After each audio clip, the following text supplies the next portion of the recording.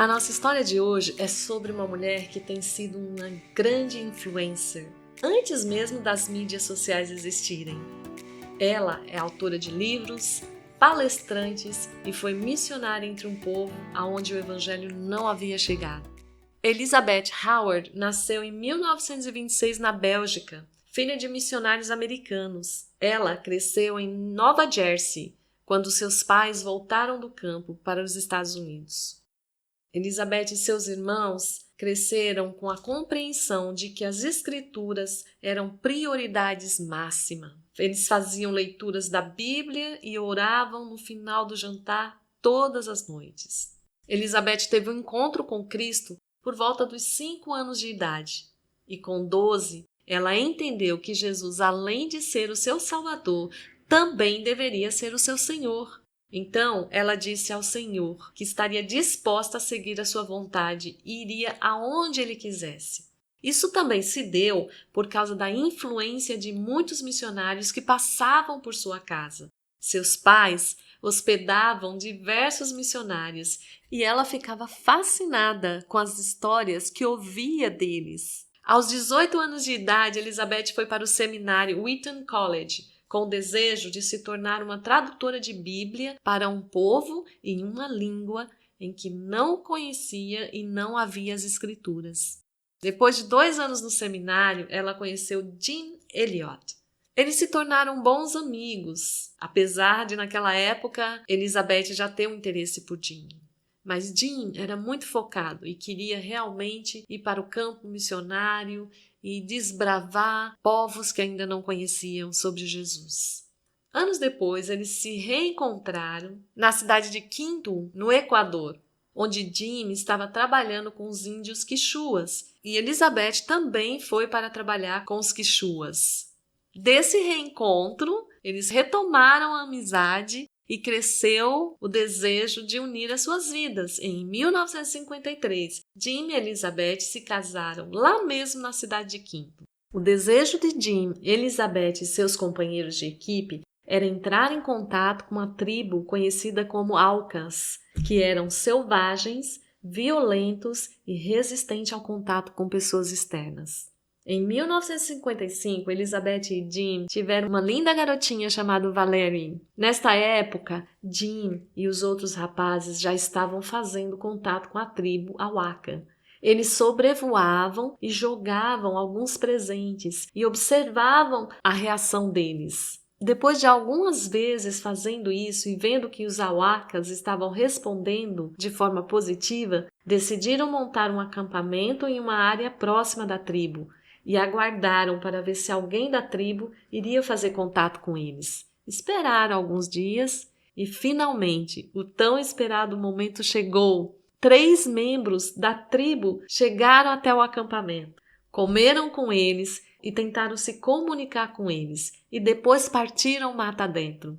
As esposas, inclusive Elizabeth, que morava em um vilarejo não muito distante, estavam em contato com eles pelo rádio. Todos celebraram esse primeiro contato e pensaram que seria o início para conseguirem entrar na tribo para compartilhar o evangelho. 2 dias depois, os Aucas retornaram ao acampamento. Dessa vez, um grupo maior. E o que parecia ser o início de uma amizade transformou-se em hostilidade por parte dos Aucas, que com flechadas feriram e mataram o marido de Elizabeth e os outros 4 missionários que estavam com ele. As esposas estavam aguardando ansiosas por notícias através do rádio, mas isso não chegava. E passou 1 dia, 2 dias, 3 dias e a notícia não chegava. Então, elas perceberam que alguma coisa estava errada e um grupo de soldados do Equador foram até o local e assim trouxeram a notícia para as esposas, que mal podiam acreditar que os seus maridos estavam mortos. Apesar de saber que essa tribo era conhecida por ser agressiva e matar pessoas a flechadas, eles tinham orado e buscado ao Senhor e sentiam de alguma forma que poderiam adentrar e fazer contato com essa tribo. Estavam com grandes expectativas para compartilhar o evangelho com eles. Após a morte de Jim, Elizabeth, junto com Rachel Sant, irmã de um dos mortos, continuaram seu trabalho entre os quichuas, em um local que ficava vários dias da trilha do território Auaca. Apesar do que aconteceu com seu marido, Elizabeth ainda tinha o desejo de que essa tribo fosse alcançada com o Evangelho. Foi então que surgiu um vínculo com a cultura. Elizabeth conheceu Daiwama, um jovem que havia fugido da tribo alguns anos antes. Daiwama tinha se tornado um cristão. Estava ajudando Elizabeth a escrever a língua Auaca. Em novembro de 1957, houve um grande avanço. Elizabeth soube que mais 2 mulheres Auaca haviam deixado sua tribo. Ela então rapidamente foi para o assentamento vizinho onde estavam essas mulheres, Mintaka e Mikalmu, e passou os 10 meses seguintes com elas, procurando aprender mais sobre a língua e a cultura Auaca. Eventualmente, as 2 mulheres Auaca, junto com Daiwama, decidiram retornar à sua tribo nativa, deixando Elizabeth se perguntando qual seria o destino desses 3 quando chegassem em sua casa. Porém, depois de 3 semanas que eles haviam partido, as mulheres retornaram ao complexo da missão, trazendo com elas outros 7 Auacas, além de um convite aos missionários para visitarem a tribo. Esse convite foi algo inacreditável e sem precedentes. Ninguém havia sido convidado para entrar na tribo Auaca. Elizabeth e Rachel não perderam tempo e aceitaram o convite. No entanto, Elizabeth teria um grande desafio pela frente. Além dos perigos habituais encontrados na floresta, ela teria que levar a filha Valerie, de 3 anos, amarrada às costas e caminhar por dias em meio à floresta. Ainda havia a possibilidade de que os Auacas pudessem matá-la e levar a pequena Valerie. Ela admitiu que esse foi o maior teste de fé que já teve em toda a sua vida. No entanto, ela disse que, embora apreciasse as advertências gentis dos companheiros cristãos, sentia que, enquanto isso for o que o Senhor exigia dela, então todo o resto é irrelevante. A viagem até a aldeia durou 2 dias e meio de canoa e trilhas. Ironicamente, ela chegou na aldeia na tarde de 8 de outubro de 1958, o dia do aniversário de Jim, e também o dia do aniversário de casamento deles. Quando Elizabeth, Rachel e a pequena Valerie chegaram a uma clareira na selva, haviam 3 integrantes da tribo Auca dando as boas-vindas. Elizabeth descreve a recepção como amigável, como se fosse a coisa mais natural do mundo, como se eles fossem acostumados a receber pessoas externas. No ano seguinte, elas desfrutaram de um bom relacionamento com a tribo e compartilharam o evangelho com eles.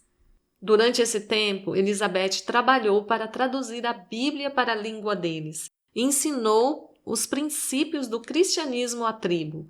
Sua presença e trabalho acabaram resultando na conversão de muitos, incluindo aqueles responsáveis pela morte de seu marido.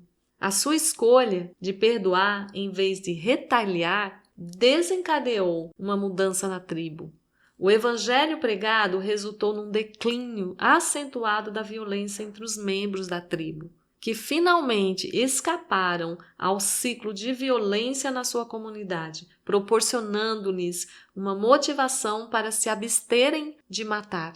Depois que retornou à América, Elizabeth tornou-se uma notável oradora e escritora. Seu livro, Através dos Portões do Esplendor, está classificado entre os livros mais influentes que moldaram o pensamento dos evangélicos. O livro se tornou um best-seller, assim como A Sombra do Todo-Poderoso, A Vida e o Testemunho de Jim Elliot. Esses livros se tornaram histórias missionárias inspiradoras para milhares de pessoas. Elizabeth escreveu mais de 12 de livros e lançou um programa de rádio que durou até 2001. Ela se casou novamente em 1969 com um professor de teologia, que infelizmente faleceu de câncer em 1973. 4 anos depois, ela se casou pela terceira vez com Lars Gren, com quem permaneceu até a sua morte. A filha de Elizabeth, Valerie, que passou parte da sua infância entre os Auacas, casou-se com o pastor Walter Shepard em 1976. Desde então, Valerie passou seu tempo sendo esposa de pastor, criando 8 filhos, ensinando a Bíblia e falando em conferências. Ela descreveu a sua mãe como uma pregadora da verdade, uma professora obediente, uma mulher forte e digna. Ela sempre me amou e me incentivou. Ela era uma mulher de oração. Talvez toda a filosofia de vida e ministério de Elizabeth Elliot possa ser resumida nas palavras que ela uma vez escreveu. Provamos sem sombra de dúvida que Deus quer dizer o que quer dizer. Sua graça é suficiente. Nada pode nos separar do amor de Cristo.